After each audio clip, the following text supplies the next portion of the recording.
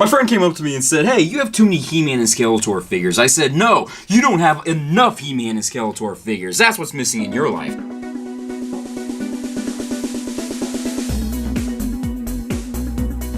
Hello, Masters Universe fans! Let's talk about the Ultimate Skeletor and Ultimate He-Man from Super 7. We have the Lord of Destruction Skeletor and He-Man, the most powerful man in the universe. Both of these figures are re-releases with slight alterations to them. Matty Collector originally released them, and unfortunately I did not get them back then, and those prices are through the roof, like super mad expensive.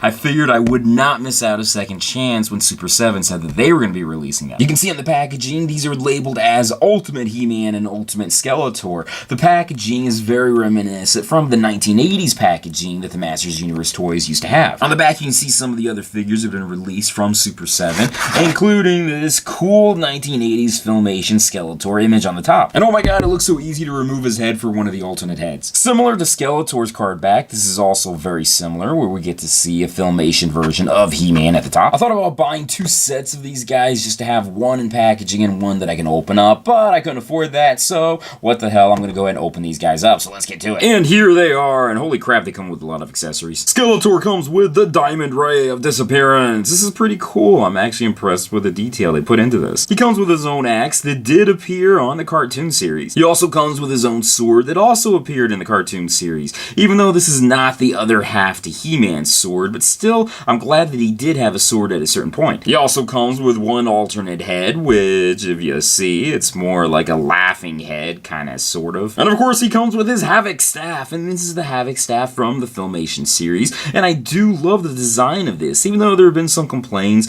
about how it's a bit lighter than it's supposed to be, but I'm quite happy with it. He-Man comes with his own version of a battle axe, which I'm just gonna say is, it's okay. He also comes with his huge-ass shield, which I have to say is probably better than the shield he got for his regular figure from the Classics line. I love this one. Of course, he also comes with his own Sword of Power, Sword of Grayskull, that looks very similar to the sword that was in the Filmation cartoon. I want to point out, I love his holster in the back as well. He comes with not one, not two, but he comes with 3 alternate heads. He comes with a very robotic, faker-ish kind of face, and the actual faker face, where he showed up for one episode where you could see like his eyes all glowing and stuff, so I'm really glad that they released this. And of course, we got Laughing He-Man face, so it goes perfectly with Laughing Prince Adam. The figures both come with these different cards that look as though they may have been mini comics that came out back then, which I think are really cool, and I wish they would make more mini comics. On the back we have little bios that were done by Scrollos. It's nothing you haven't already read before, so I'm not going to really go into it. Although I will point out for Skeletor, this version of Skeletor is not Keldor, he's just another demon from another dimension. So I do find it interesting the Scrollos went into this background for this version of him. Let's look at He-Man first. I love the figure. I know it's supposed to be a lot more smooth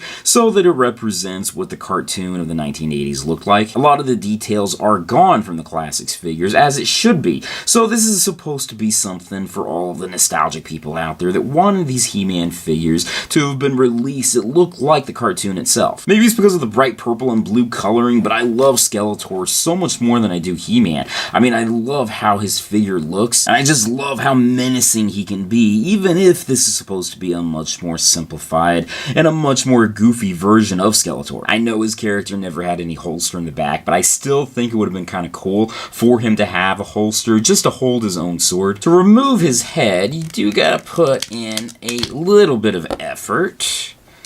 And now we have Laughing Skeletor. Ha ha ha ha. For He-Man, most likely I'm going to display him with this head, but just for the purposes of this review, let's see what he looks like with the robot head. Oh my god, that is freaky as hell. Yay, Laughing He-Man. Ha ha ha ha. Although I will admit this is probably my favorite out of the alternate heads. If I got a second figure, this is the one that I'd be displaying him as. There are a few things about this figure that I know online people have reviewed and totally talked this to death. One of which is that he cannot hold his sword up aloft as well well as the Matty Collector version because of the joints and the wrist. I'm okay with it, but I know other people out there are really upset about it. The ankle joints are also a problem that some others have complained about. Again, I'm not that type of person who really cares that much about it. Personally, like I said, I think he looks great as is. Let's go through the articulation for these figures. They're both exactly the same, so I'll just go through Skeletor's. First, we have movement in his head, upper shoulder movement, bicep movement, elbow movement, wrist movement, mid-body movement, waist movement, upper leg movement, knee movement, boot movement, and ankle movement. Oh my god, Skeletor looks like he's had a manicure. Oh my god, he has such soft feet. What happened to his pointy toes that he had with those sharp nails? Oh right, in the Filmation series he didn't have that. There's a couple slight imperfections on He-Man, like for instance there's some paint that spilled over on some of the joints. And I don't know if you noticed or not, but his face is really super shiny. I know some people online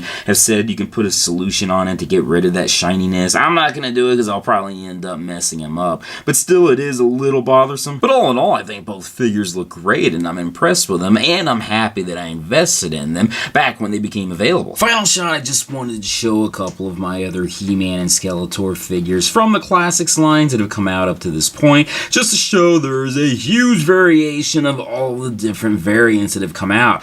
I love these two guys. I think they came out awesome. Like I said, there's some complaints from hardcore collectors, but personally, I think that they look incredible. If you are interested in getting them, unfortunately, I don't think they're available anymore on Super7's website. You had to pre-order them. However, Big Bad Toy Store and a couple other websites still have them with slightly inflated prices. Nothing too crazy, but it will go up much more as time goes on. With that, thank you guys for watching me in this video. Be sure to check out my Patreon site, check out my social media sites, my websites, and everything else out there. Peace, love, namaste, and I'll see you guys later. Peace. I'm in love with a hero.